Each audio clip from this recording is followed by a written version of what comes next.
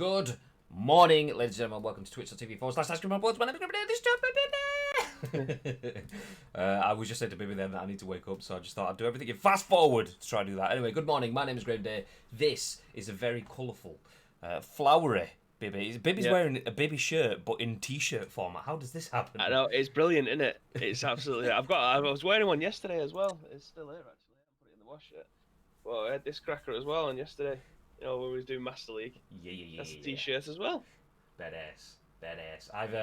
I was inspired by your, well, I say choice of hoodie. The choice of hoodie that you started the stream with. I'm wearing the t-shirt of that at the moment. But yeah, I was gonna go for hoodie, but then it's all, even though it's quite muggy, it's quite dark and overcast in Manchester. Well, my side of Manchester at the moment. But it's a bit boiling muggy. still. Yeah. So t-shirt it is. Oh, I've still got the discussing now on screen. Peggy rates GTA 2 and GTF PS3. Yeah, they did last week. Feel free to check that out after the show, but not right now. Ah, it's gone. Nobody can see it. It's fine. Oh, excuse me. Anyway. My name is Graham Day. This man, the other side of the screen, is Bibi. You know that already, and if you don't, we together are part of Ice Cream, and in true Ice Cream fashion, this is The Scoop, your daily dose of news from the games industry. We bring you the biggest and the best and the breaking stories from around the world of video games right here, right now, live on twitch.tv/Ice Cream Uploads. If you're in the chat, please feel free to say hello, drop in the chat and get involved. And it's important that you do, because we turn this into a video podcast and an audio podcast. The video goes on YouTube, the audio podcast goes on iTunes, Spotify, SoundCloud, and Google Play. So it's important that you get involved in the chat. On-demand viewers and listeners, if you're watching on YouTube or listening on Spotify or whatever, hi, good morning, good evening, wherever you are.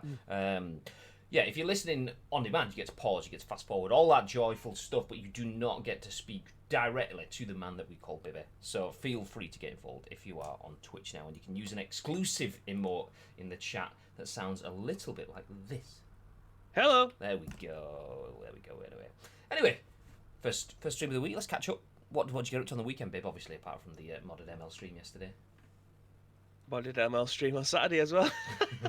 I've been a little worse for wear, especially yesterday. Wine took over my life, but yeah, we did another quiz on Saturday evening. Me and Samantha hosted that one. We finished the quiz, and I thought, you know what, we need some donk busters. And I know Graham ended up taking a load of the donk busters for his own quiz. So the only thing that we could have thought was, Graham, send me a donk busters and we'll go for it. They were fucking mint. Did you know what they were, and did people guess them?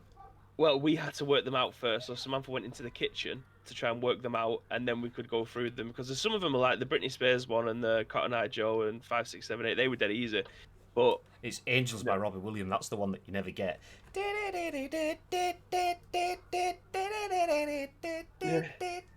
It's like, what? Nobody ever thinks of that. The bit at the end of the song where it goes. Yeah. Everyone always thinks like, and through it. Oh, anyway, that's enough of that. Sorry for anyone listening to audio. Anyway, for those of you who don't know, Donk Busters is something from Bongo's Bingo. Bongo's Bingo is basically a bingo club night out in the UK, and when they went to when the country went to lockdown, Bongo's Bingo started doing live streams on Twitch to like 50,000 people, whatever it was, where they were playing bingo online, and they had like quiz games mixed in, and there was one which was Donk Busters, which was music that you know and love taken and remixed into a donk fashion. If you don't know what donk is, it's like fast electronic club music. So yeah, essentially it was Robbie Williams' Angels, but in like a sort of fashion, and you had to guess what the tune it was. Some were easy, some were not so easy. But yeah, how did people get on with it then? Really well, actually. But the night was just getting louder and louder and louder. So like when we was doing the original quiz, it was loud, but then we put Donk Busters on. Everyone was like bobbing the rest of the screen, thinking that they know the tune. They sing a few words, and then the next minute they know the right pitch, and they're all. It was quality. Nice. Yeah, clearly your audience is more suited for it, because when we did it, our audience was quite split. Half of the teams were like bangers, for like hands going, oh yeah, and half of them were just like, huh? I just hear the same noise over and over again. This is clip 10. It sounds exactly the same as clip number 1. So yeah, you've got the audience for it. Anyway, I didn't do much, just some nice strolls. I'll tell you, did do something pretty good actually. To be fair, on the weekend, I took myself to Burger Town. Oh yeah, my favorite ever burger, and I've had a lot of burgers, came surprisingly close to home. I live in Salford, and there's a place in Swinton which is about 5 minutes away, called That Burger Place, and they did a burger called the Bada Bing, which is basically a burger. Rather than being like two burgers, it was one burger, but with a meatball on it, freshly cooked meatball. Like it's Italian themed, so that's where the meatball came from, and it was kind of like pizza elements in it. There was like some pepperoni freshly cooked in it as well, which I just pepperoni pizza on a burger kind of blew my mind. I was like, not so sure.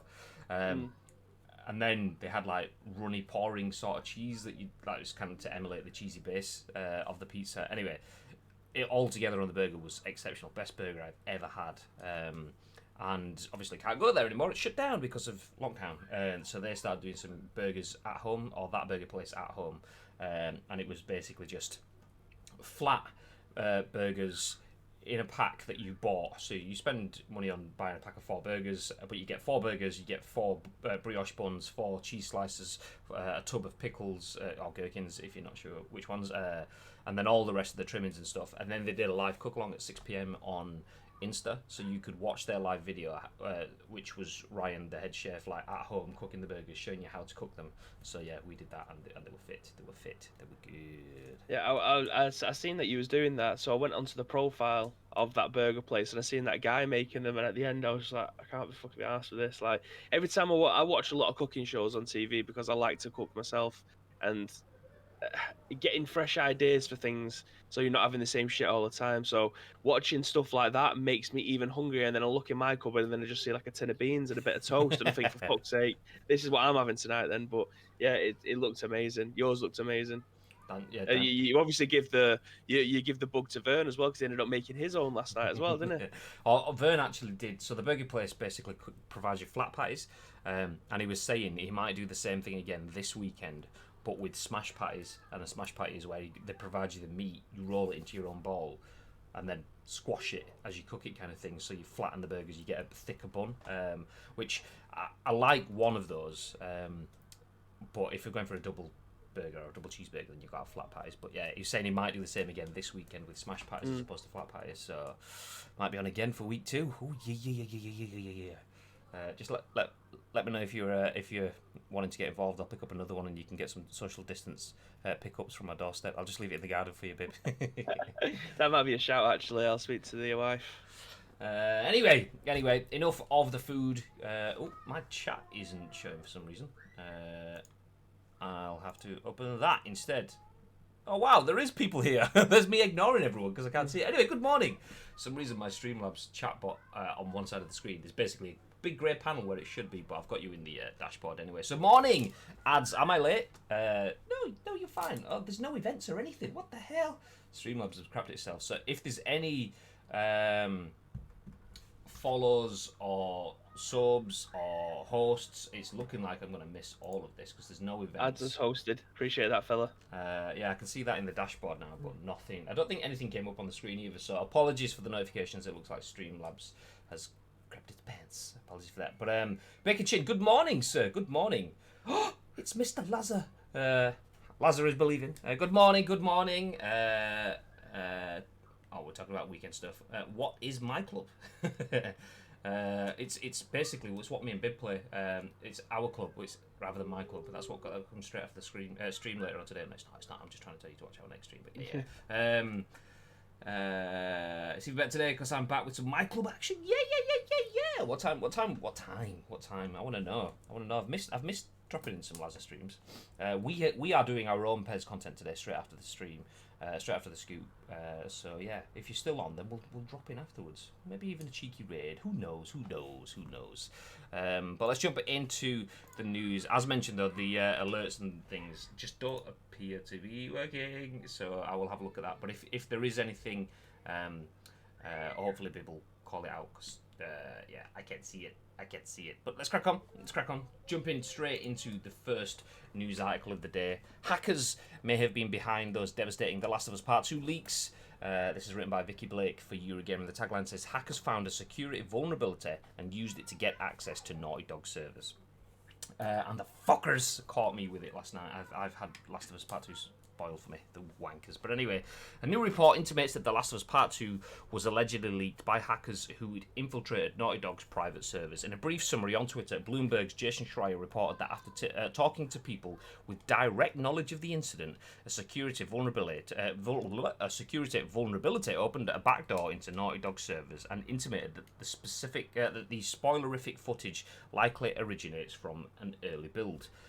And then we have an embedded tweet, which I'm not going to read because I can see they reference it just after as well. Okay, after talking to two people with direct knowledge of how The Last of Us 2 leaked, as well as some Naughty Dog employees, I have a good idea of what happened, Schreier tweeted earlier today.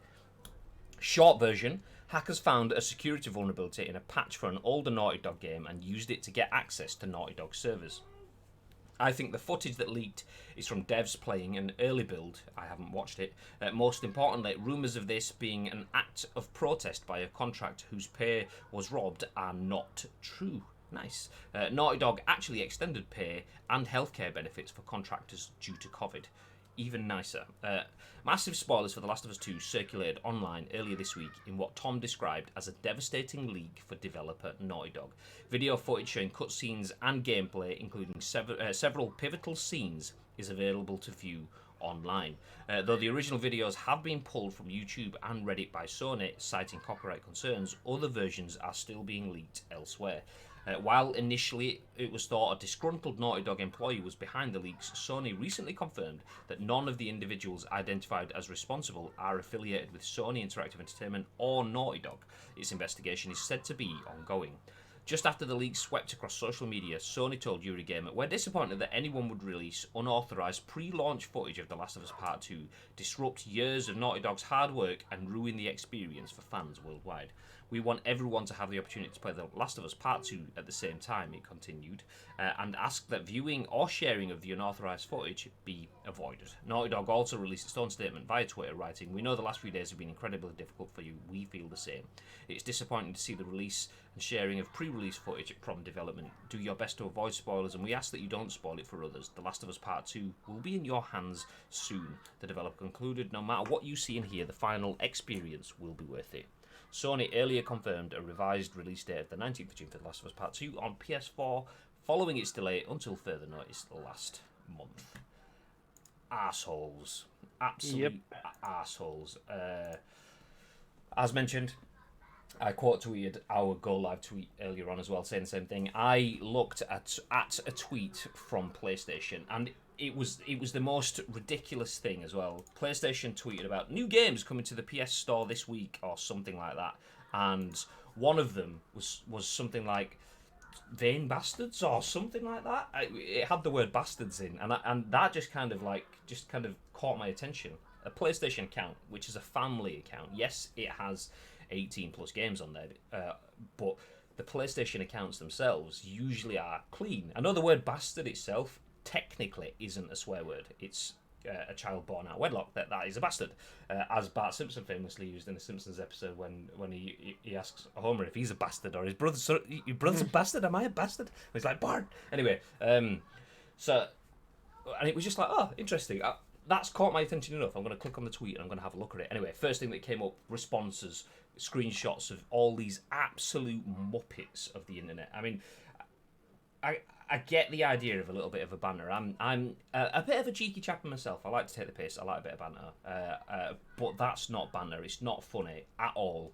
Taking spoilers for something that people really, really, really love, that people have been waiting 7 years for, and putting it in replies to things that aren't even related to it, just so that you can get a chance of spoiling their day, is shit. And if you do that, you are a nasty, nasty, nasty person. Anyway, that out of the way. Back to the actual story. I mean, the point of that is, yes, there are some shit people, but if you don't need to, don't look at any PlayStation tweets. Don't look, because people are just going, oh, Naughty Dog tweets, boom, responses. PlayStation tweets, boom, shit responses. They're trying to spoil it for you. So just rather than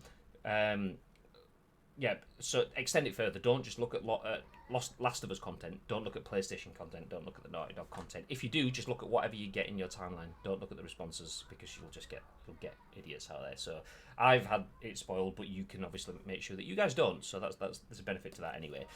But the story we were saying,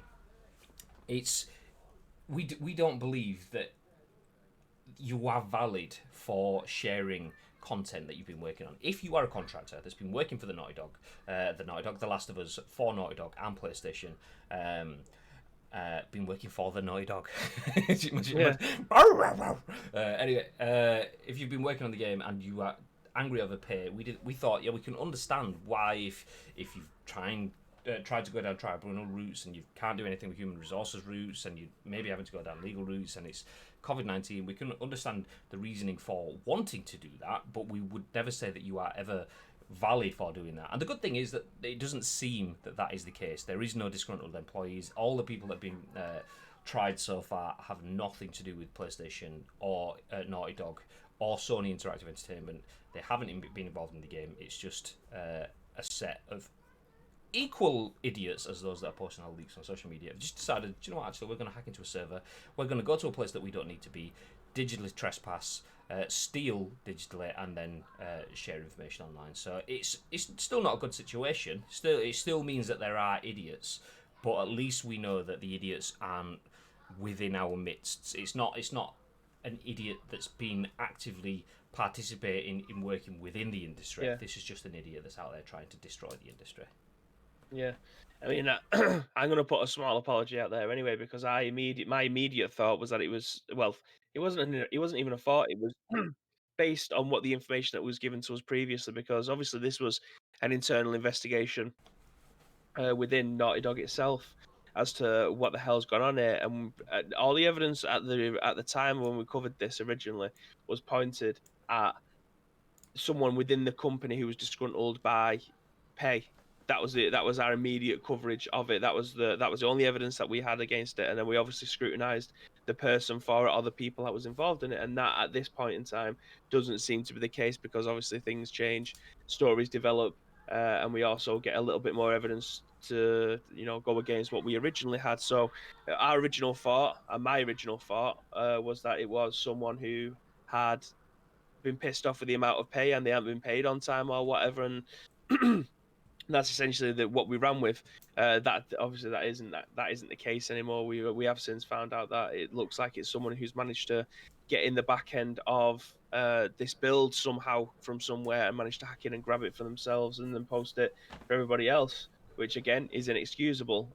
So from my side, I would say I apologize to anyone who was at Naughty Dog and I called you an absolute bellend. Although, full disclosure, Bibby calls everyone bellends, so it's nothing Yeah. special. It's nothing special. Yeah. Yeah. I mean, it's still not nice to know that hackers have been in there with just the aim of, let's get in, let's be malicious. But it's nice to know that we can take some sort of how do I put it? We can take away the fact that we don't have, like I say, idiots in our midst and that sort of. I mean, we do. We clearly do. We do. There's idiots everywhere. They've spoiled it for me and lots of other people. But it wasn't yet one of our own. It was just someone that was out there with the aim of being malicious. Sadly, they got away with being malicious and they've ruined it for a bunch of people. Yeah. That said, I say ruined it. I mean, I have certain things that I may or may not know, depending on the way that spoil. I'm trying to not give anything away, so this will be very vague. I may or may not know something that happens, or doesn't. But the game, I know that even though I know The Last of Us Part 1, how that plays out, I could go back happily and play that game again and still really much enjoy it. So it has annoyed me, but it's not ruined it because I know that even if you do know the ending, as they phrased in here, where did they say?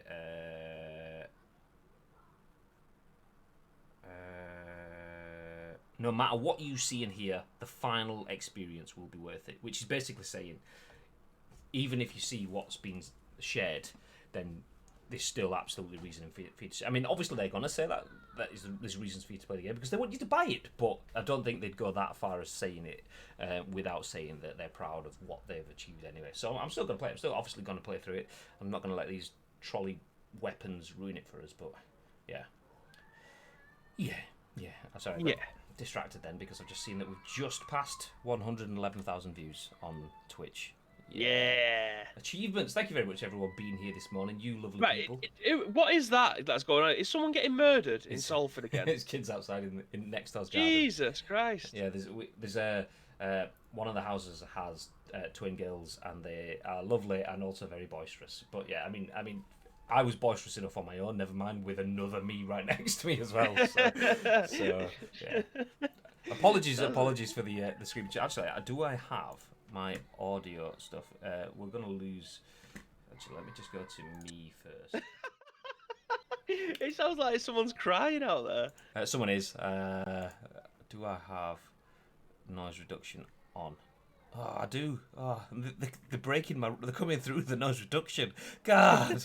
Never mind. I apologise for those of you listening. If you are driving down the M1, the M6, whatever for work, and you're listening to the scoop and you can hear screaming children, that is on our end. It's an added feature. Hand someone over. Anyway. Sorry, I only stayed for a few minutes. Next time I promise something more. No, Lazza, you've ruined it. That's it. Chance gone. No, not that you're going to see it. You're live now because I've just seen it. You're going live at 11. But no worries. Is it the other side? Oh, okay, it's not the twins. It's the other way. Never mind. We have kids on both sides. I hope no hardcore fans find them, or it could feel, or it could so you like spoilers. Well, spoiler warning. I'm gonna break your legs. But the thing is, you can't. Like, I think I posted a tweet out yesterday when we found out this news to say that if you want to get away from the spoilers, then if you can, put some mute keywords on Twitter so that you can't see them. But if people are just posting screenshots, there's no way for you to be able to filter that out, is there? Yeah, exactly. So you are going to get them one way or another. And that's the thing. I mean, I would reasonably be able to mute words in my head. I know that sounds like such a stupid thing, but like I know that if I see a tweet about The Last of Us or whatever, I'm not going to look at it. And I would like to think that the people that I follow on Twitter are there for the right reasons. I wouldn't see shit from them because they wouldn't be sharing stuff. I know that Bibby's not going to be sharing crap, and everyone else I play isn't of that sort of mindset of, oh yeah, let's just share spoilers for the sake of it, banter. So I know that if I see something that says The Last of Us, I'm not going to click on it because I know that's it. So that's what I'm saying when filtering my head. I've seen it. I'm not going to dig in. I'm not going to find any more. But that's the thing is you have to take it further now in that sense, because I got done by looking at a PlayStation tweet about other things. It wasn't anything to do. So I wouldn't have had whatever Vain Bastards, whatever it was called by PlayStation. Do you know, actually, I was going to show you the tweet on screen, but you'll get all the replies on it, so I'm not going to do that either. But yeah, that wouldn't have protected me, even if I'd have gone for The Last of Us Part 2, Naughty Dog, PlayStation, Ellie, Joel, I can't remember the name of Ellie's love interest that was shown in the earlier trailers, but whatever, all the keywords that you would put with, including Fireflies, which I've just seen Firefly Media in the chat. That's Firefly Media are actually the Fireflies from The Last of Us, by the way, ladies and gentlemen. I'm only joking. Good morning. So yeah, even if I'd have muted all that, having PlayStation tweeting about Vain Bastards or whatever it was called wouldn't have saved me from it anyway. So yeah, muting words will only go so far. These Muppets are going to get you if they really, really want to. So the only thing you can do is try cut yourself off for another 2 months or a month and a half or whatever it's going to be now. A month and a half. It's June. Is it June? Yeah, it's June. Oh, we've lost Bib. Bye, Bib. Firefly, good morning, says, all I've heard is that they've tried to make it political and about stuff going on in general in the world. I mean, all I could say is there's nothing going on in the world. That's so it can't be. No. I've not even heard that, to be fair. I've switched off from everything apart from the spoilers that I saw last night. Fuckers. So yeah. Doesn't surprise me though. Doesn't surprise me. Chucky, morning. I hope I haven't missed too much. No, we've just jumped on the first story of the day. The first story is that Naughty Dog, their Last of Us Part 2 leak, which was from a disgruntled employee over a pay dispute, as it came out last week. Apparently that isn't the case. There is no disgruntled employee. It is hackers that have hacked in and leaked it, and then they've spread the story, which is even worse in that sense. Absolutely. I mean, it's good that there is no one on the inside throwing stuff to the outside, because that feels like someone within your own team shitting on you. But that's someone that's broken and shared it. But then it shows you how sad people need to be. I mean, sad enough to break in and share that information. That's one thing. But then the second thing is, okay, rather than just saying, look, here's all the stuff we stole, lol. They've made a story of a disgruntled employee to go with it, or if they haven't, others have, and then they've run with it, and it just shows you how fast fake news can go. That whether it was intentionally shared to say that it was some sort of fake, some sort of disgruntled employee to shit all over Naughty Dog's reputation and try get them brought back into the crunch mentality conversation, because it's hard for any developer to win a crunch conversation, even if they have like ripped their world apart to try and get to a better situation. They can't just go, okay, no crunch, boom. As much as we'd like, they can't. It's pretty much impossible. Not saying it is impossible. Saying it's pretty much. There's learnings that need to be done. There's timing. You have to like kind of break the proverbial eggshells to get to the point where you can make a game with enough safety nets to ensure that your employees aren't going through any sort of crunch mindset. Every work has some form of crunch. I've been through periods of crunch in my work, working with Firefly in the chat. Firefly help. I've worked with us on some very, very large esports events, and we all have crunch in some way or another. It's just nature of the beast of the work. Video game stuff though can last a very long time, which is the downside of it. Anyway, if Naughty Dog spent billions of pounds trying to rectify it all and didn't rectify it, they can't win that conversation. So it's almost as if someone's chosen that line to say disgruntled pay, or is it a crunch conversation? Or I saw both angles being shared. For someone to throw that line out, it's kind of like you're getting tarred and feathered here, and there's nothing that you can do about it. You're just going to be able to look like a fool at the end of it. Which not only have they taken their biggest part of the game, they've also the biggest part of the game. The biggest game they're releasing and ruining the story for it. Not only have they done that, then they're trying to ruin their reputation at the same time, which just shows that some people are absolute tits. That's it. Absolutely. We don't need stronger words. Just they are a tit. That's it. That's what we need. One thing to ask though is Bibby's mic audio good? Because we were playing Master League yesterday, and I had to drop the audio for Bib so that we could balance out the gameplay audio. So I can hear Bibby in my ears, and he's still fairly quiet. But is he okay for you guys, or is it good? Is it good? Is it good? If you're looking for a good game to play in lockdown, I'd recommend Hollow Knight. Which one's Hollow Knight? Is that the one that's old, that one, isn't it? Is that like an animated sort of like eerie gothic thing? Yeah, there we go. That's exactly what I thought it was. I don't know if that's probably the best description of it, but animated eerie gothic thing is that. I think I actually played this. 9.4. So it scored pretty high. Steam give it 10 out of 10. Fangamer give it 5 out of 5. 97% of all Google users like that game. Of all Google users? Yes. Gonna mute my mic 1 second. I recommend Hurdy-Gurdy. Great PS2 game. I've never heard of that one, and I play lots of shit games. Hurdy-Gurdy is what the Swedish chef says from the Muppets, isn't it? Hurdy-Gurdy-Gurdy-Gur. No? Anyone? No? It looks like an instrument. The medieval wheel instrument. I think you're lying. Is it a real game? What are you lying for? Oh, yeah, it is actually a real game. Hurdy-Gurdy. Okay, I'm going to have to look it now. Is a strategy puzzle video game for the PlayStation 2 console, released in 2002. It's developed by Co-Design and published by Eidos Interactive. How do you spell it? Herdy space Gerdy. Hurdy-Gurdy PS2. Yeah. Okay, let's see. Apologies if you're listening on audio. You're clearly not going to get the benefit of this, but that's Hurdy-Gurdy.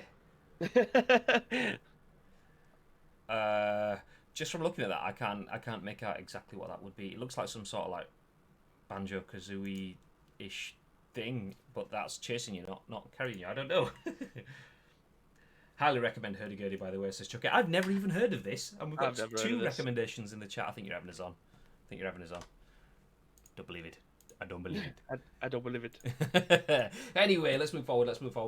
So yeah, The Last of Us 2 is not to disgruntled employees. There are just hackers out there that are weapons. But it's an old bit of content, so even if you have been subject to spoilers, do you know what? It might just look better when it actually comes to looking at it in the real thing. That's what I'm taking with me anyway. So let's move forward. The next bit of news, and a pretty fresh bit of news. Only just seen it this morning. Written by Sherif Saed for VG247 says the Xbox Series X hardware is on track for a holiday launch, which we've discussed before. But game development is the bigger unknown, says Phil Spencer. Then the article says, so far, it doesn't look like the Xbox Series X will be facing any delays, but games are a different matter. Phil Spencer, head of Xbox, has once again reiterated earlier comments that Xbox Series X hardware production hasn't run into any major delays, confirming that the next-gen console remains on track for a holiday launch. Speaking to CNBC, Spencer said that while coronavirus did have a small impact on some plans when it came to hardware, the bigger question is how large this impact is going to have on game development schedules. Teams are doing a really good job on keeping our hardware on track. I'd say the bigger unknown is probably the game production, just being honest, said Spencer.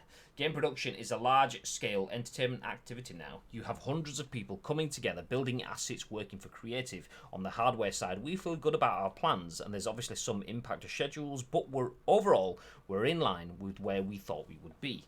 Spencer added that the industry is learning every day how to best cope with the effects of worldwide lockdowns. He's also made clear that he won't rush things to meet deadlines. We're learning every day. I still feel good about it, but I also need to make sure that the security and safety of the teams is the most important thing and not unduly push when things just aren't ready, he added. Later this week, we'll get a first look at into the VG247 wrap-ups, but let's leave that there because I want to jump into something else. So obviously, we have essentially two parts of that. The Xbox Series X hardware is fine. It's on hand to launch exactly. Whoop. What was?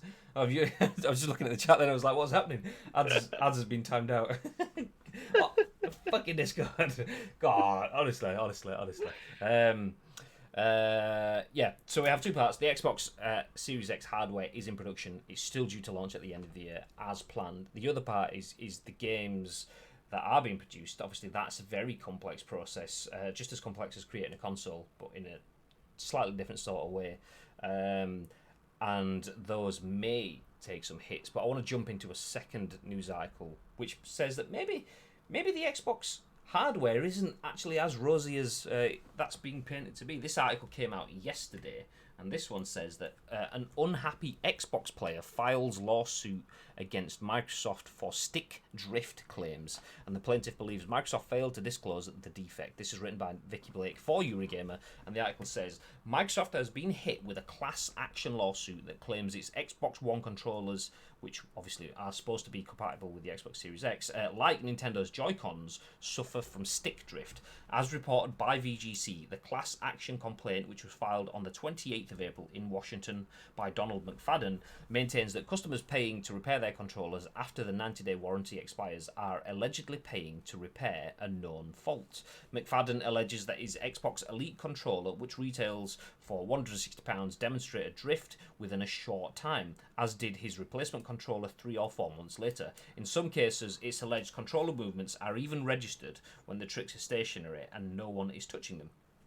Faulty, and this is where it starts to lose me a bit now, faulty potentiometers, which is the mechanism that translates the physical movement of the thumbstick into movement within a game, are reported to have a design flaw, as VGC reports. The wiper component of the potentiometer scrapes resistive material off a curved track, resulting in unwanted electrical contact without input from the user. AKA it moves when you don't want it to. In documents seen by the outlet, the plaintiff claims he spent a considerable amount of time attempting to fix the defect on his own and now believes that in light of the numerous complaints, Microsoft has failed to disclose the defect and routinely refuses to repair the controllers without charge when the defect manifests. A simple Google search on this issue reveals multiple forum and message boards dedicated to stick drift, YouTube instructional videos of users attempting to fix the issue on their own, and even replacement joystick components components from Amazon and other sellers, the filing states.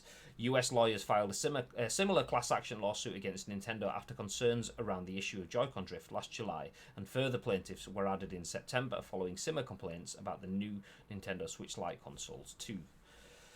Ooh. Interesting. So this was a massive problem with the original batch of Nintendo Switch consoles. A lot of people did have drift, analog drift on their controllers, and I think that Nintendo repaired them for free because it was a well-known problem. So it was well documented. They realized that they had made a problem when they're manufacturing them, which led to a lot of analog sticks drifting. They're taking that out upon themselves to fix that, because they realized it was their mistake. If this is a case where these controllers, which cost a lot more than Joy-Cons, and Joy-Cons are hella expensive, if these £160 controllers have been made with defects, this is the first article that I've seen where this has become a problem. I haven't seen anybody else with these elite controllers or these very expensive controllers that have come out from Microsoft. This is the first time I've actually realized that this may be a problem. I haven't heard anybody else complain about it, but if that is the problem, do you reckon that they will take it upon themselves to potentially bring them back and repair them for people, or do you reckon that they'll be forced to if they lose this court case? Yeah, I'm not certain. I'm not sure either way. I mean, I don't think it didn't have to go to court with Nintendo, did it? Because they realised that it was a mistake on their end, so it didn't have to go that far. They just said, actually, yeah, it is broken, so send them back to us and we'll repair them or send the new ones out for you, depending on how bad it is. So they've taken that upon themselves. They didn't have to go to court, but this could potentially go to court with Microsoft and they'll be forced to do it. Well, that article mentioned that Nintendo was taken to court, so I clicked through on the link, and within that, the update, which was back in July last year, says Nintendo has issued a statement on the recent crop of reports surrounding defective Joy-Con, a day after reports filled on the internet that it was now the subject of a class action lawsuit in the US. There's no mention specifically of that lawsuit in the statement below. Stay frosty, yeah. Hey, Connie, thank you very much for the sub. Very much appreciate it. I did get the Yeah. notification, although it's not in my mini feed, but thank you very, very much. You absolute legend. Cheers, Chucky. You gifted it. Oh, there we go. Okay, well, see, I would have seen that if I had my notifications, but cheers, Chucky, and enjoy the sub, Connie. Feel free to say thanks, but you did already, so there you go. Hey. You see, I must have missed that part of the article then, because I thought that they may have got. If you get This proposed with a class action, this does that mean it? Go on, sorry. I can say this isn't. This is a separate article that I've linked off to. So this article says this is an update to their original one. So they originally had an article saying. So there's no mention specifically of that lawsuit in the statement below, which is the earlier article from this one, but it's clear why this comment was issued now. Nintendo's message to Switch owners: contact Nintendo's support site to see what the company do. At Nintendo, we take great pride in creating quality products, and we are continuously making improvements to them. A Nintendo UK spokesperson told Eurogame this morning. We are aware of recent reports that some Joy controllers are not responding correctly. We want our consumers to have fun with Nintendo Switch, and if anything falls short of this goal, we will always encourage them to visit support.co.uk, support.nintendo.co.uk. So I think that's them basically saying, like you say, at that point in time, that they're going to try fix it. Well, when you get dealt with a court case like this, it's twofold, really, isn't it? That no one will say, either fix this or we're taking you to court.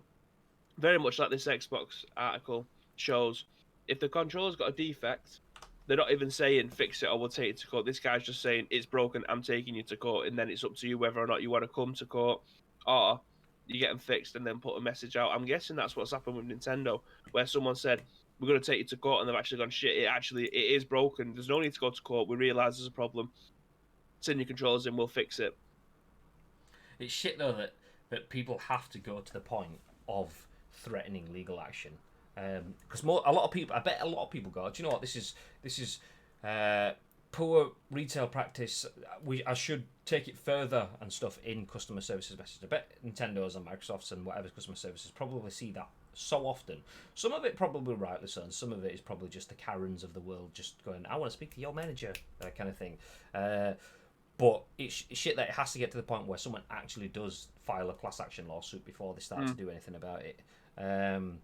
But coming back to the Xbox sense of it, so for those of you that may not have heard the first part, essentially we covered 2 articles. Xbox says their hardware for the Xbox Series X is on point, the games might not be, and then whilst that's happening, one particular person, Donald McFadden or something like that, I can't find his name, but a person in America has taken Microsoft to court in a class action lawsuit because of the stick drift on the controllers. He's had multiple controllers. His replacements have started to be hit for the same sort of thing, the same sort of issues too. So him saying that, plus all of the overwhelming evidence on the internet, says that there is an issue with it. And taking there he's Donald McFadden, I've just caught him economy eye. Taking Bibby's point in, if you're spending £160 or $180 on a controller that's meant to be a step up, these are the elite controllers, I believe it was. If you're purchasing the elite controllers, if you're purchasing an elite controller, you want something that's more reliable, that's better, that's potentially going to give you not even an edge, but optimize your gameplay so that you have more of an edge in yourself when playing games. You don't want it to be like drifting all over the place. I've had controllers that have had stick drift myself, where I'm sat on a screen and then my cursor's just moving slowly off to the side, and you have to keep moving the stick over, and it keeps going back. So you move your stick over, and it's just like it just ruins any sort of immersion in the game. And if you're spending £160 for that privilege, fuming. And the fact that Microsoft are going, sorry, no, you've had it for 91 days now, so it's not covered. It's not good enough. That is not good enough whatsoever. And I hope Microsoft do what Nintendo did. I mean, from looking at those articles, Nintendo haven't fully accepted it. And then they said that even more were added on the launch of...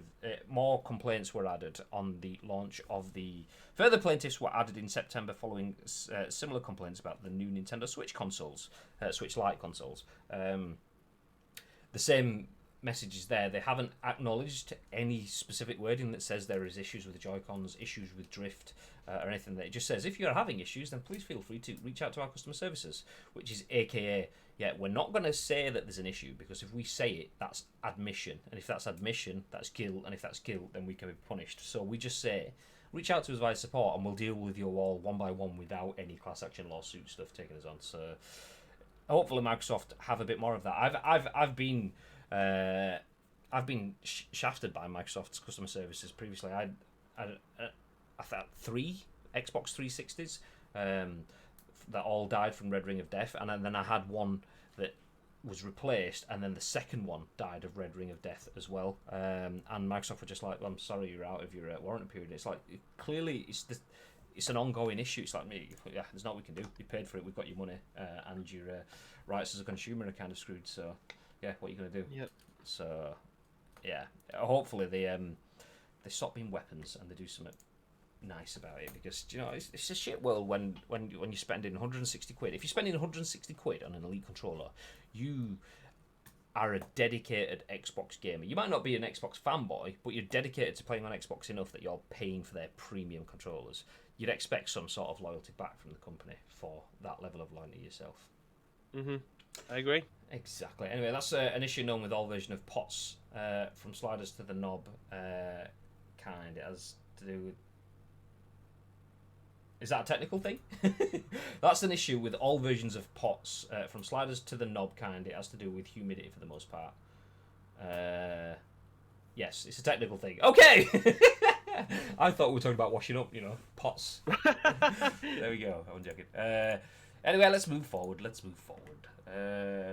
Next news article. Now, let's not move forward just yet. Let's keep that on screen, even though I've just minimised it. So the hardware is still on point. Hopefully they fix out the controller issues, because if you're purchasing an Xbox Elite controller, there is going to be Elite controllers that will have been made exclusively for the Series X. That is going to happen. They will update the controllers just as they are with the hardware for the consoles. So hopefully they find a fix for that, because if not, if you've bought the Gen 1 and then there's like Elite Controller version 2 or something like that, they're going to make an Xbox Series X version of it as well. If you're buying into all of that, then you're going to be a very unhappy person if they all start to go. But anyway, aside from that, the games they could be hit. What do you make of that? I mean, my thoughts on that are, okay, we know the hardware is still coming. We know that there's obviously issues with controllers, but the hardware is still coming on time. The games and the game production could be slowed down. Is that a deflection? Because Microsoft have said it's going to be at least 2 years before they have any Series X exclusive games. Yeah. Is that them saying, okay, actually it might be a bit longer? Well, they've already, like you said, then they already said that they're not going to have any. They've got Halo, I think, as far as I'm aware. Don't shoot the messenger. If I'm getting this wrong, feel free to tag it in the chat, because obviously this is a live show. If anyone has anything to on the other hand with this, then do let me know. But as far as I'm aware, there's only Halo that'll be coming out alongside the console. Everything else was going to be 12 to 18 months, I think. Was it Phil Spencer that came out and said that originally? Yeah. So that it felt like a comment that didn't need to be said because they've already said something previously. Why go out and say another message when you know you've already give an opinion on this before? Because you're just going to rattle a few people with comments like this. I can see Firefly there said PlayStation doesn't seem to be having any of these issues, and that's because they've kept quiet. They're waiting to see what the world's like before the event. I can pretty much guarantee that they would have shown something at E3 by now. They would have shown something at E3 in regards to the PlayStation. Maybe not anything beforehand, but they're waiting for the world. They're waiting for the economy. They're waiting for everything else around them to show show the world to show their hand first before PlayStation say anything. So again, from my side of things, that seems like it's a very smart thing to be able to do because you're not giving people false hope. You're not. We've seen the Xbox and PlayStation fanboys have always been at each other's throats. It's always been the same, regardless of what generation it is. So it's. I don't know. I'm trying to say something, but I don't know how to deliver it. I think as far as I'm aware, PlayStation just being smart because they don't know how long this virus thing or anything's going to go. For all we know, that the PlayStation, the manufacturing plants may not have reopened yet, so that will put them back to 2 months. They don't know when they're going to be bringing it out. It surprised me that Xbox have mentioned that they're still aiming towards holiday this year. It would have been easier for them to say, we're not going to bring it out. We don't know when it's coming out because then when it does come out or they give a date, then that's when you expect them to be able to hit that rather than saying, yep, we're still committing to, because if this doesn't come out when they're committing to the time frame that they've originally said, hell will be paid towards Microsoft because people don't like to be let down. I reckon it will do. But as we've said a few times already, we guessed at it, and it was kind of confirmed from the Sony standpoint that the consoles will still release on time, but will there be enough of them? That's the question, and I think the same thing might happen with Xbox. However, Xbox have been happy enough with their hardware since last year, since December. They've happy enough with how it looked, and they've been doing in-home testing. Yes, things could still change, but if they're happy with how hardware it looks, they could have already been in production there. So the Xbox Series X out with fascias, the casings and so on, all of that stuff could have been in production already. Yeah, they may change the chipsets and stuff that are inside them, maybe, I don't know. But they have a good start on that, whereas if PlayStation haven't shown theirs, is that because they weren't set on theirs yet? So we could have more Xbox in play than PlayStation. I do feel that with what's been said, they both have to launch, but whether there's going to be enough for everyone to get a hold of them, I'm not so sure about. The bit that does still kind of baffle me a bit, though, is Xbox has been, their initial bit is we're not going to have any exclusives for 2 years. So everyone's like, whoa! And then they kind of counteracted that, and they said, actually, we've got smart delivery. And that means that if you buy an Xbox game on the Xbox One, then you'll be able to, at One X, you'll be able to play that on the Xbox Series X as well. So that's why we're saying you're not getting exclusives. It's a technicality. It's going to be on both formats, not just exclusive. So it's like, okay, well, you kind of didn't need to say that, but okay. And then it was like, oh, we've got loads of games coming soon. And it's actually 3 days away. The 7th of May is when the Xbox game preview event is supposed to be taking place. The one that's confirmed for having Assassin's Creed Valhalla, Cyberpunk, and more involved in it. Okay, Assassin's Creed Valhalla and Cyberpunk are both going to be ready this year. I think Assassin's Creed is this year as well. But they're both going to be ready, but that's nothing to do with Microsoft. They're going to be there. Where are Microsoft's games?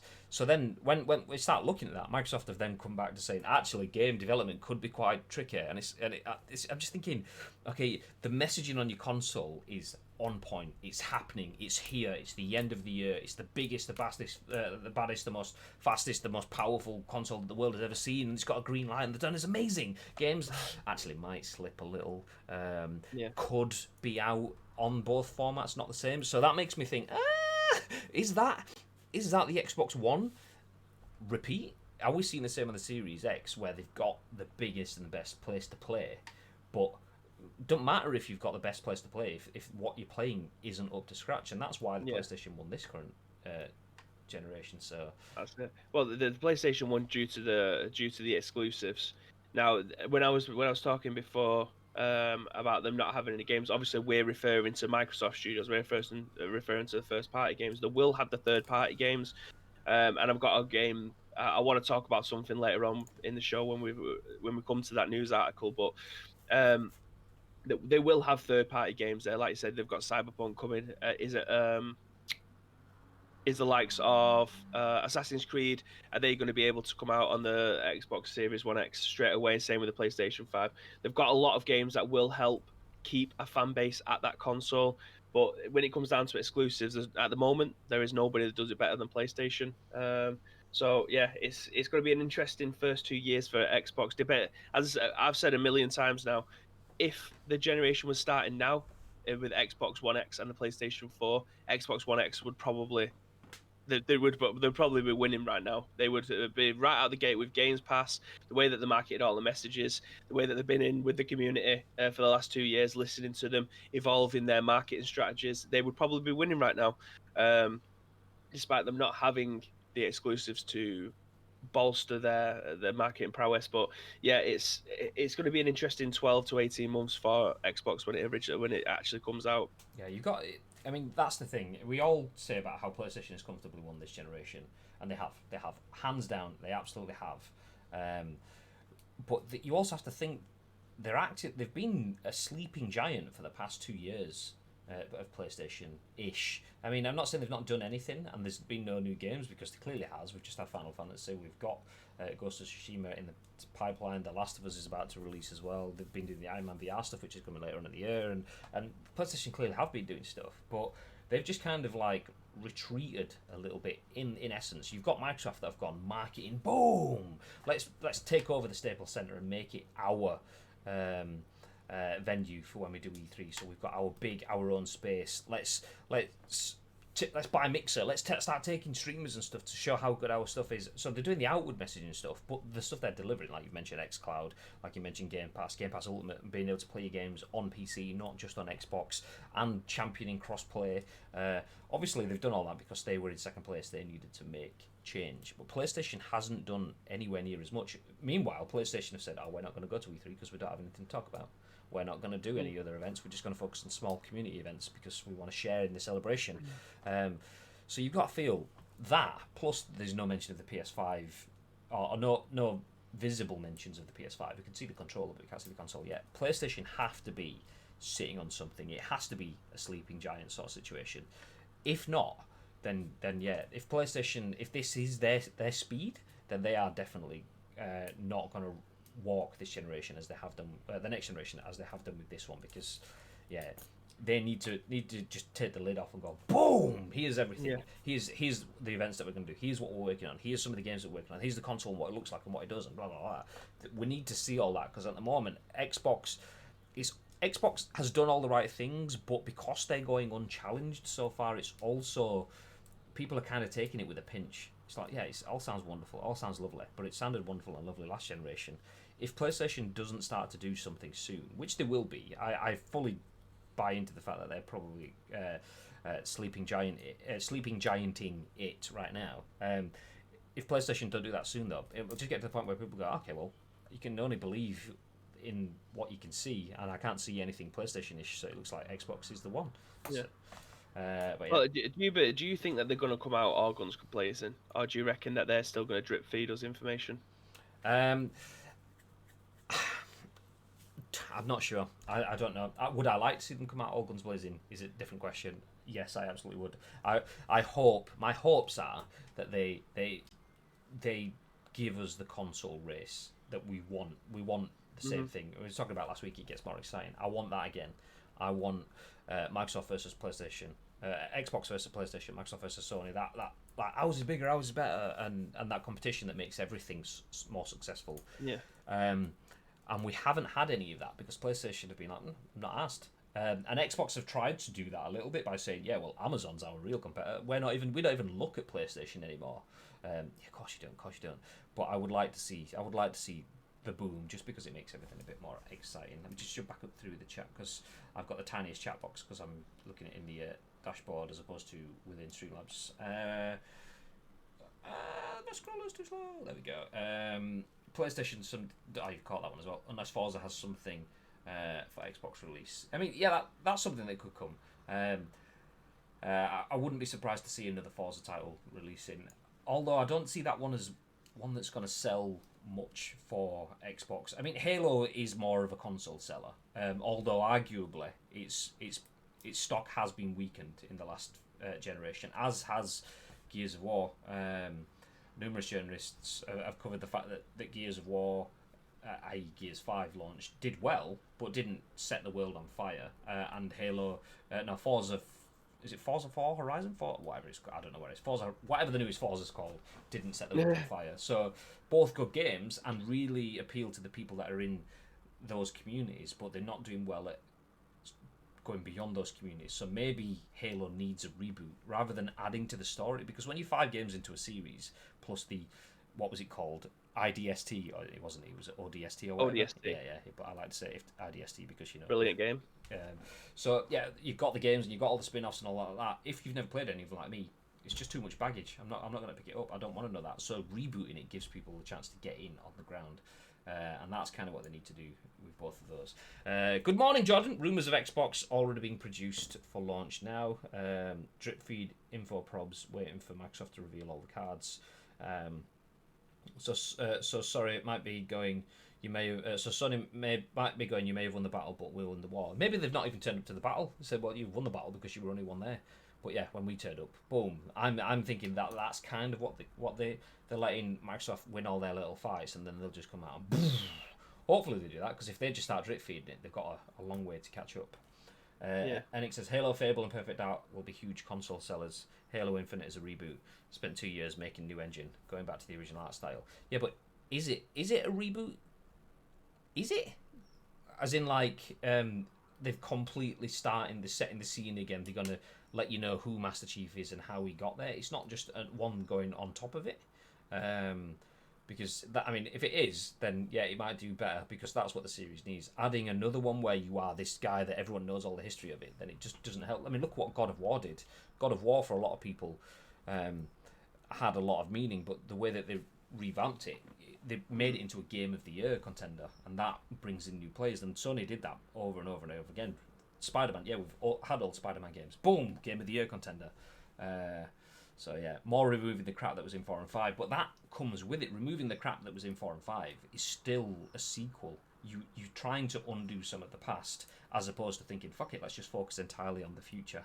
But anyway, deep. We will move on, because we are, running on a bit now, and we've got some PES Master League that I want to get into, because I'm excited. Yeah. So, although I just want to mention again, just in case I have missed anything, my alerts on my end aren't coming through properly. You are getting the notifications on screen, apparently. Chucky's gifted sub to Connie came through, but only the sub from Connie, so I'm missing bits. So if I do miss that, many apologies.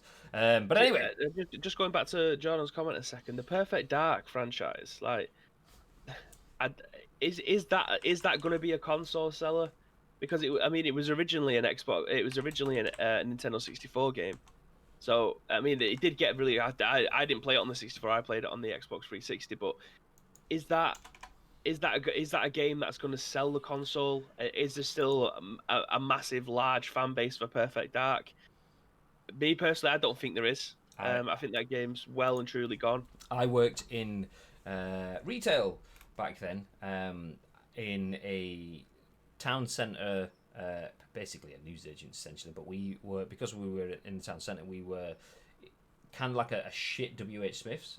We had shitloads of magazines and so on, so you can kind of get a feel for what people were interested in what content was selling magazines and so on. And we had quite a big section on video games, which was always useful for me because I got to read them all without paying for them. Blah, blah, blah. Anyway, but I remember seeing Perfect Dark Zero, and the key art for Perfect Dark Zero. I've never played Perfect Dark, so I can't tell you what the characters are called. But there was just this, the main character with like flowing orange hair on the front cover, and I remember seeing it. Every magazine that had that on didn't sell, and I don't know if that was like if it was just coincidence or whatever. But and I know that because I had to feckers back up and send them back to the magazine distribution thing at the end of the month. But anyone that had Perfect Dark Zero on it didn't sell. I didn't even know what it was before that came out, and afterwards, because of that, I've never wanted to see it since. So I keep hearing these messages. Phil Spencer said it was really excited to see Perfect Dark. But I'm not seeing anyone else, even now, talking about. But apart from people within the Xbox community, no one's talking about Perfect Dark. Everyone's talking about Cyberpunk. Everyone's talking about The Last of Us and Ghost of Tsushima. But apart from the Xbox community, I'm not hearing anyone talking about. So I agree with you completely there, babe. The only reason I ended up playing Perfect Dark on the 360 was because my mates who had a Nintendo 64 was buzzing at the fact that it was being ported over, and you could play it on your Xbox 360 because they had so much of an affiliation. They loved it so much on the N64 that I thought, fuck it, I'll buy it myself. I didn't think it was that great. I mean, that's probably blaspheme for a lot of people who absolutely love the game. For me, it just felt like another first-person shooter. It felt like a snide GoldenEye. That's what it felt like to me. It was made by Rare.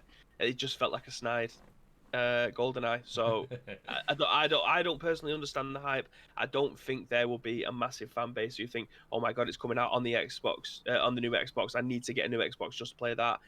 I can't see that being the case. I agree. Jumping back a little. Interested to see what Halo brings. But not holding much hope for it, says Gatekeeper TV. I don't think they will. I don't think it will. Neither will Fable, to be honest. So, about Perfect Dark there. I think Fable's got more chance of bringing people to one because I will most certainly want to play a new Fable. That and Halo are the two, and Gears of War as well. They're three massive IPs for Xbox. Whether or not they're able to knock them out of the park again, I think at this moment in time it feels Gears is a little bit lagging at the moment. I think it needs something a little bit different. Yeah. I think Microsoft got a little bit of work to do when it comes to stuff like that because I feel like some of the franchises are a little tired at the moment. If they are restarting Halo from the beginning again, that's the right move for them because again, it is a tiring franchise in my eyes. Fable though, a new Fable would for me sell more copies and sell a console a lot better than a Perfect Dark or even a Gears at this point. So we'll see. I think they've got work to do, but if they can nail it, like the marketing messages, what we want from a Fable game or from a Halo game, from a Gears game, then that will help them a long way down the road. Interest. Oh, we've done that bit. Xbox will have a new Banjo-Kazooie out. Also, Conker's Bad Fur Day 2. Yeah. The annoying thing about this stream dashboard is that whenever there's a new message, it just makes the chat jump straight back to the bottom, so I can't keep up with it. So I keep having to scrolling until I get that like chat pause due to scroll. Yeah. There we go. Okay. Xbox need to take more risks and create some new IPs, says Gatekeeper TV, even not Gatekeeper. And then there was something. Put Gears and Halo on the shelf for now. Yeah, I think that's kind of it for me. Put Gears and Halo on the shelf, or just throw it all away and start again and say, look, we're not. That's history we've got here because of the history. So don't forget it. But we need to, if we want to take it somewhere else, we can't just keep going down the same road because you're just going. It's diminishing circles. Everyone that's on that journey is on that journey, and then you'll start to lose people off because it's more of the same. It's more of the same. But you're going to get less and less people in it. You have to revamp it. That's where the reboots. That's why people go, oh, it's another reboot of an old game. Yeah, the reason rebooting the old game is because the old games were hugely successful. but they've run their course. So that's the reason you get a reboot, because you get multiple things. You get the ability to start a new story. You get the ability to take characters that people love, and you get the ability to capture new and existing audiences once again. So that's the reason we're saying reboot. Reboot's not a bad thing. I mean, I would like to see something brand new. I completely agree with that. But if they aren't going to do brand new, just revamp what they've got. And it says Gears Tactics is amazing, but the rest of Gears are crap. I don't know what Gears is. Gears Tactics a game, or are you talking about the tactics within the game? I don't know. No, the Gears Tactics is new. It's very like Halo Wars. Halo Wars, the first one for me was brilliant. I was shit at it, but it was pretty much like Command and Conquer, really. It was a good game. But again, it's these tired franchises that have been around what feels like forever. They just need something a bit different. Like if you are a hardcore fan of these franchises, then surely you yourself would want to be able to play something new, something that isn't just, oh, I'm going to do the same thing again. There's going to be a big monster. I'm going to shoot the shit out of it. I'm going to duck behind. So you want something a little bit different to, change the way that you play in the game. You want to knowing full well what you expect going into a Halo game or going into a Gears game or something like that. You know what you're going to be getting. Just to change it a little bit, little small changes will help, keep it fresh. And there's been so many Gears games, there's been so many Halo games. It's just we need to try something a little bit different to keep that franchise going, because sooner or later it's just going to end up like Forza, where you're just racing. You know what I mean? There's nothing new there. There's nothing the Underground did so well because it was a change of pace. Do you know what I mean? For the Need for Speed franchise, you're thinking, shit, Need for Speed was going like 15, 16, 17 years well before Underground came out. But I can guarantee that a lot of people's first Need for Speed game was Underground. Yeah, mine was. Like I said, I'd played a shitload of racing games. I've mentioned it every time I talk about racing game. Fatigued myself on all of the race, not even all of them, a bunch of racing games. So I just got fed up with them. Underground changed it for me, which brought me back into racing games for a couple of iterations. Then I left them again. But yeah, Gears for me is the video game equivalent of the Saw films. I remember watching Saw in the cinema, thinking, "Fuck, okay." For a reasonably what seemed low budget film, that was really good. The story was decent enough. The ending I didn't see coming. I love that. But then when you get to like Saw 27 and you're like, oh my god, it's just some dude going, "Hello, shall we play a game?" And it's like, oh my god, people died in gruesome ways again. And that's kind of it. That's kind of where Gears has gone with me. I'm not saying that in such a negative way. I'm not doing that to share my point. Yeah. The point, you've got. We're not shitting on it, are we? We just want to be able to enjoy them again. Yeah, I mean, I really enjoyed the first Saw film. I really enjoyed Gears of War. I remember playing that on my Xbox 360, thinking, damn, that was. I don't know if it was a launch title or if I just got it with my Xbox at launch. But playing through it and that whole sort of like ability to like take cover on the walls and stuff, that was really new. It was pushing the boundaries, and then it just, now I see the artwork on Gears, and it could be Gears 3, it could be Gears 5. All I'm seeing is kind of like just big blokes with chainsaw guns, and it was just kind of like, what's the story? Yes, it's big and powerful and action and look at the worlds and stuff, but what's the story? And I think that's kind of the thing that gets lost for me, is what's the meaning? Yeah, there probably is a story for people that play it, but that's not what gets pushed. It's always a cog with a bloody skull on it. All right, you've put a 5 on a bloody cog skull. Yay! So yeah, give us some things. I mean, the reason I'm pissed off at The Last of Us spoilers is because it's such an emotive story, and I think that's what we need in Halo. That's what we need in Gears. And if it's not Halo or Gears, that's what we need on Xbox. Emotive, powerful, hard-hitting stories that mean something, not just big bombastic dudes in suits. Because we've had that, and we'll keep getting that. That's what Iron Man's for. Never mind everything else. Let me just scroll back up. No, take RPG elements out would ruin Halo. Need to get back to the old school movement. None of this COD bullshit. I enjoyed recent Halo games, but they need to have innovative, spectacular campaigns. They miss the epic natures of the Bungie games. That's what drew people in. Need to bring back exactly. If they do reboot, they could lose part of the fan base for those that have put in the time in. For instance, I will not buy anything from 2009 Star Trek wise unless it's a reissue from the earlier stuff. not heavy RPG elements, but the option to upgrade armor, enemies being more challenging on different locations, etc. Back down to with Gears again. Enjoyed 4 and 5, but the series went a bit weird with Judgment, so they had to bring things back on track with the same old. Like Halo need to have some innovative hook that the first 3 did. The epicness. Halo will always be mainly about multiplayer. It's what revolutionised console online gaming. It did alongside Call of Duty. There's 2 camps. You're an Xbox player, as you can tell, written in that. I'm more of a Call of Duty player, which I've played on Xbox and PlayStation. Call of Duty 4 Modern Warfare arguably set the world on fire when it came to multiplayer as well. But from your Halo perspective, you see that as just Halo doing that. More games have created it than just one. The difference being that Call of Duty has tried to evolve, and to a fault. I'm not saying that evolution is perfect.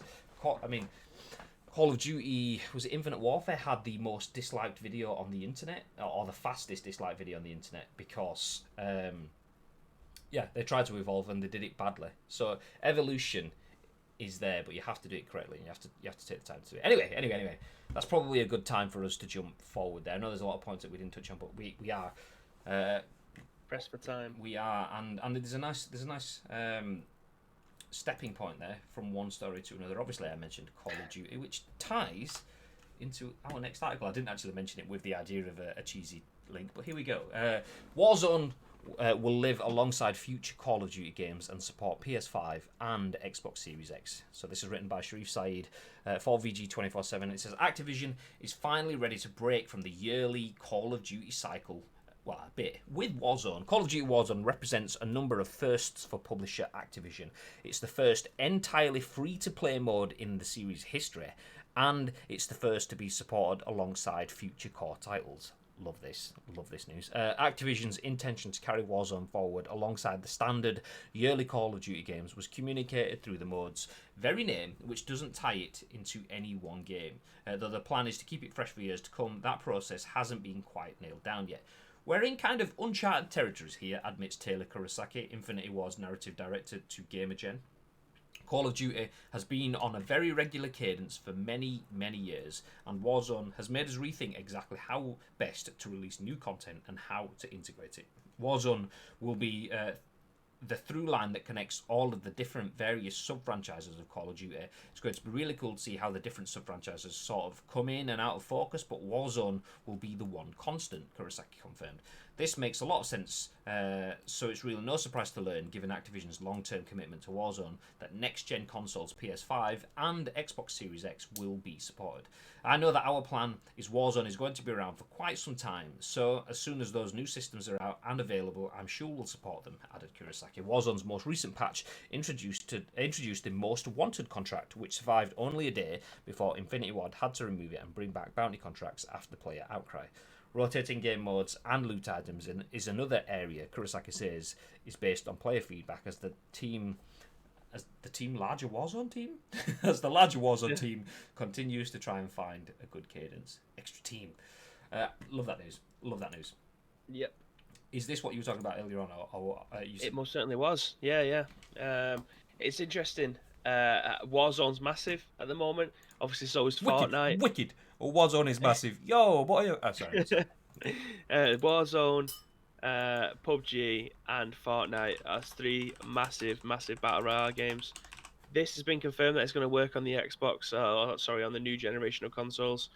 Are we going to see an evolution of these 3 battle royale games for the new consoles? Do you reckon that all of these are going to work on them, or they're going to upgrade them so it's not just the same graphics but just being able to be played on a new console? What do you think the future holds for battle royale games on console?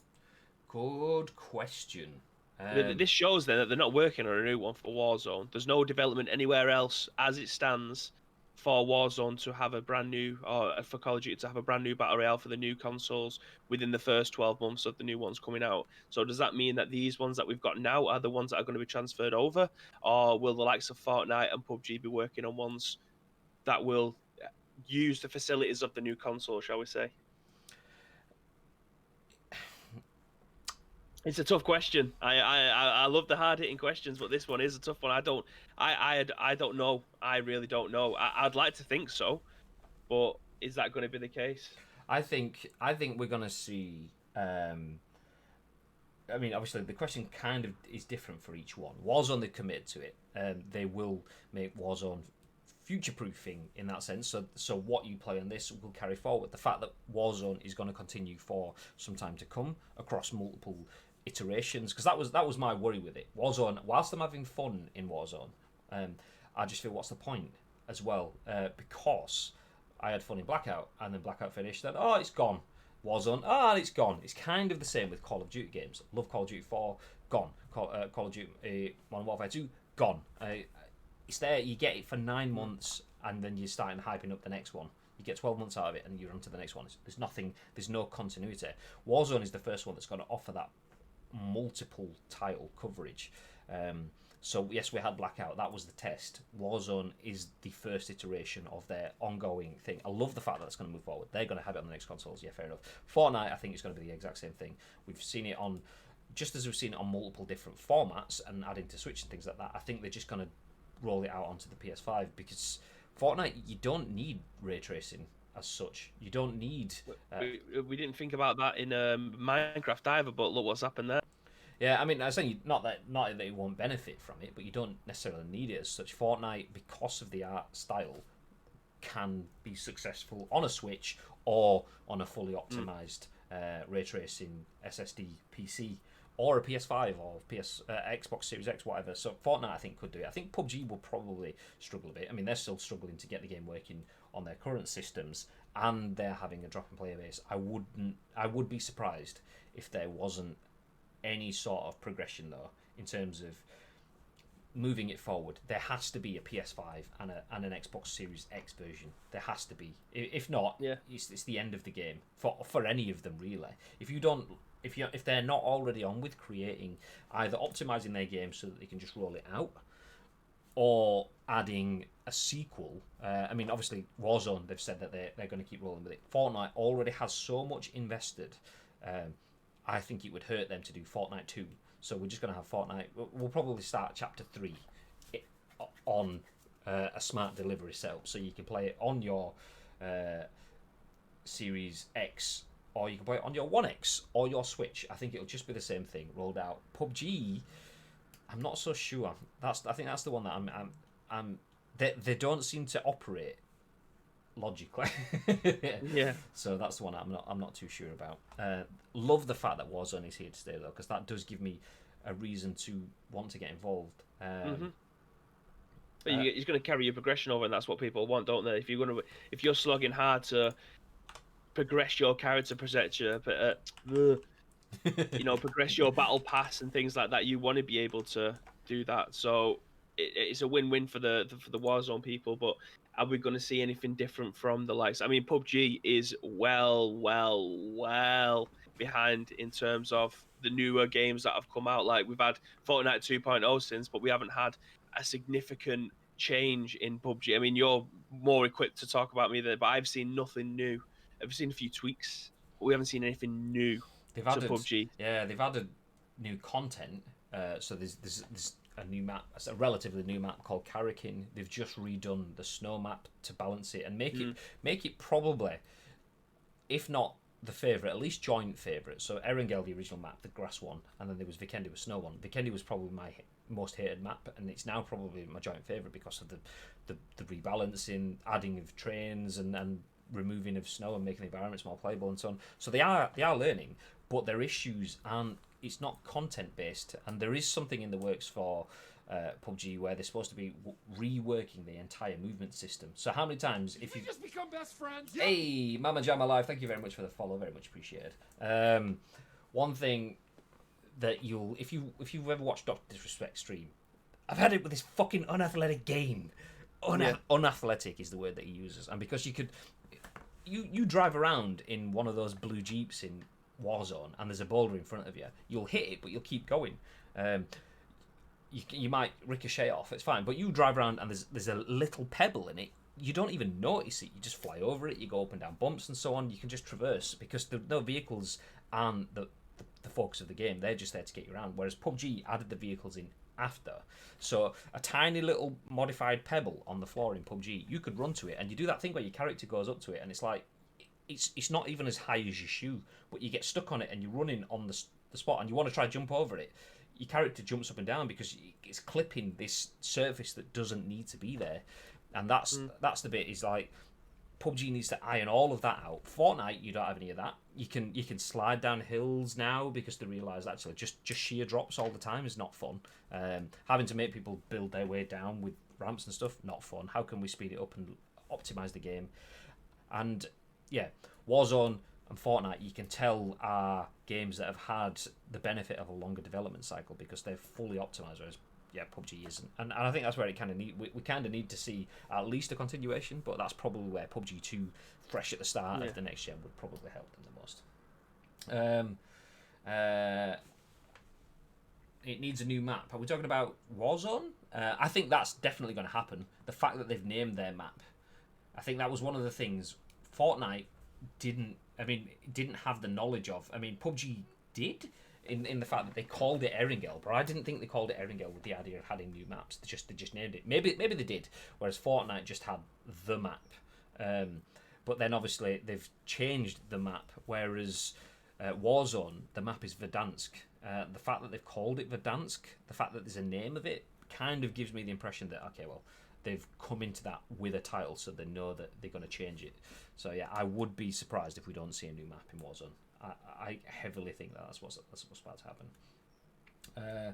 I think they will just carry over. Do you feel rolling on Warzone could affect sales of future COD games? Possibly, but they've also seen that they've earned more money from Warzone and the Battle Pass in Call of Duty multiplayer already than they had in the entirety of last year's game. So it could affect sales of games, maybe, but it would probably massively boost installs. And if you boost installs, then let's say one game costs you 40 quid. You get the free install on day one for Warzone instead, and you buy the Battle Pass for that month or two, that's 8 quid. And the next month, that's 8 quid. And the next month, that's 8 quid. Okay, you're on 24 quid there. You've already got halfway through it in 3 season passes. If you get 8 season passes, then, okay, well, you've made your money back. And most people won't get to 8 season passes, but getting a lot of £24 for just people that stuck around for 3 passes will be better than getting none. So I think it will balance out in that sort of sense. They wouldn't be doing it anyway. They must have some sort of stats on it. So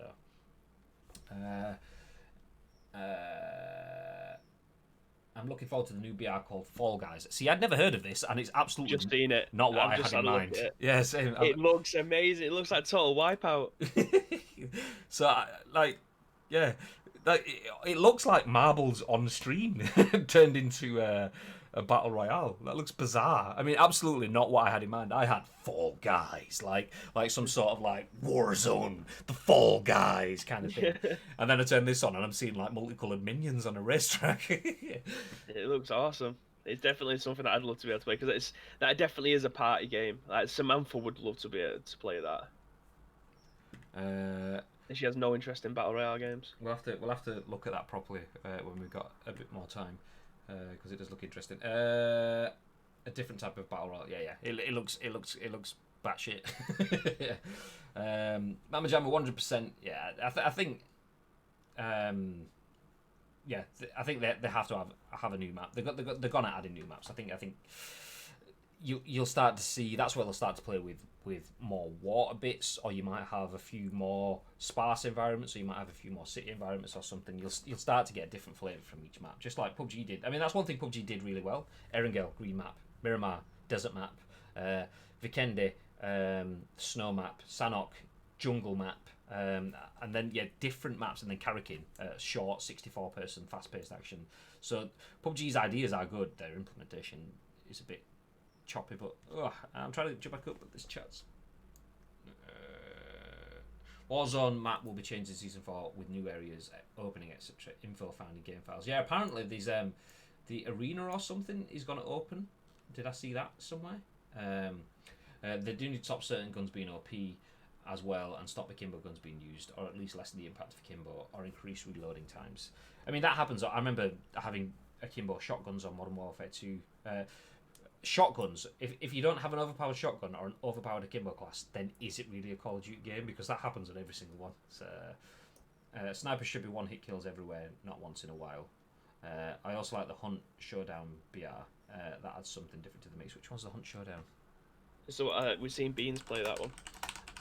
Ah, yeah. I do, yeah. I remember now. I remember being at Gamescom looking around at that one as well. They had a massive stand at Gamescom. What was the one that I got you to sign up for? That I've got access to the BR on Epic Games. Yeah, the one that Chris Phelps sent you over. Yeah.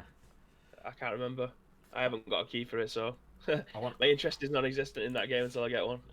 I may lose the stream here. I'm going to try open my Epic launcher, which will probably just grind the internet to a halt. Let me see. Rogue Company. That's it. Rogue Company. So I have Rogue Company installed. I still haven't played it yet. But I can't do anything with that because it's early access. It's fully NDA'd, so you're not allowed to stream it or show any screenshots of it or anything. But that looks fairly decent.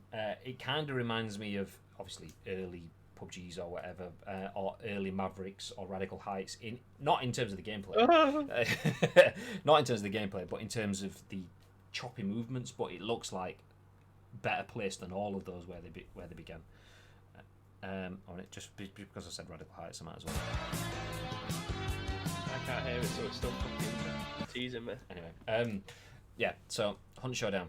There we go. That's the one. Speaking of beans, morning. Never mind, afternoon. Afternoon beans. Anyway, Warzone will live on beyond this year. It will move into next year and beyond. Speaking of game that's been around, that will move into next year's and beyond. Have we mentioned Fortnite yet? I think we have, but let's just bring this up anyway. Whoop, there we go. Big news for me and Bib, because it means that we might start winning games of Fortnite again, because Fortnite celebrates Star Wars Day with the return of lightsabers. May the 4th be with you, ladies and gentlemen. Star Wars Day is right around the corner. No, it's not. It's today. And Epic Games are kicking things off in Fortnite with the return of a few limited-time Star Wars costumes. Starting May the 4th, a selection of Star Wars outfits and lightsabers will be available in Fortnite's in-game shop. This will feature the return of Rey, Kylo Ren, and Sith Trooper outfits, which were previously included in its store last year, ahead of the release of Star Wars The Rise of Skywalker. Fulfill your destiny. Star Wars Day is almost here, and Rey, Kylo Ren, and the... Oh, do you know, I thought I'd lean into this and read it in the voice, but this paragraph is longer than I thought, so I'll just start it. Fulfill your destiny. Fulfill your destiny. Star Wars Day is almost here, and Rey, Kylo Ren, and the Sith Troopers are back in the shop, reads a tweet from the official Fortnite Twitter account. Feel like a Jedi as lightsabers have returned for a limited time. Drop in game now and show off your skills. Players will also have access to green, red, blue, or purple lightsabers for a limited time, and Epic has yet to announce the official date these items will disappear. However, data miner iFireMonkey has stated they will be available until May the 6th. Additionally, lightsaber challenges, which were first introduced last year as a limited time event, appear to have now been re-enabled, and we've reached out to the developer for confirmation. So there you go. If you didn't get opportunity to get your lightsaber on in Fortnite last time, you can now. Mama Gemma Live says, it's morning where I am now. There you go. There you go. Saving, out here doing God's work, saving everyone else. Use the Force. Use the Force, Harry, says Gandalf. Hey, Meme City! Get out. Still not going to play it. Do you know what? I actually really, really enjoyed it.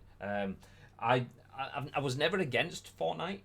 It just wasn't. I prefer the old man versions of Battle Royales, aka, as you can see just there, PUBG. So yeah, I was more a PUBG sort of person. I did enjoy Fortnite with other people. It was quite fast and fun, and yeah, it was alright once you get into it. But the lightsaber stuff made it really, really good. Being a bit lit up. That was pretty much what my Christmas consisted of. Yeah.